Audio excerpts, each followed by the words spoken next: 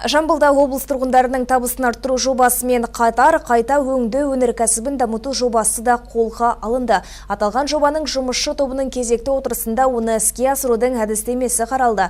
Облыс әкімі Асқар Мырзахметов төрағалық еткен жиынға салалық басқарма басшылары, коммерциялық ұйым жетекшілері, кәсіпкерлер және сарапшы ғалымдардан тұратын жұмысшы топ мүшелері қатысты.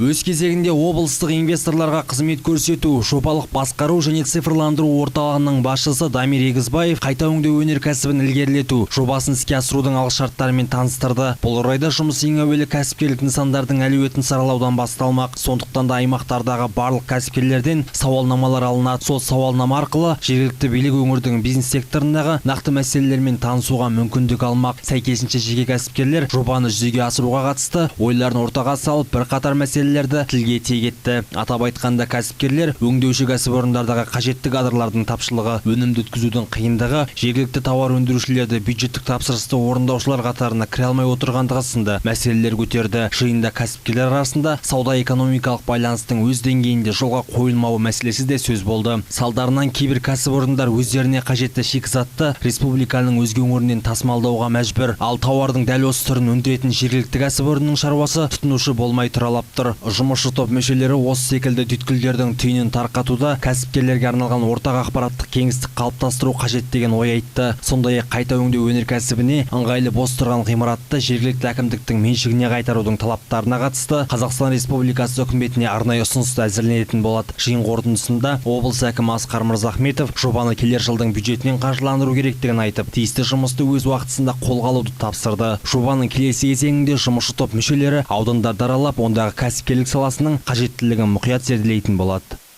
Аят Асқарбекұлы, Нұрбол Қыстаубек, 77 News.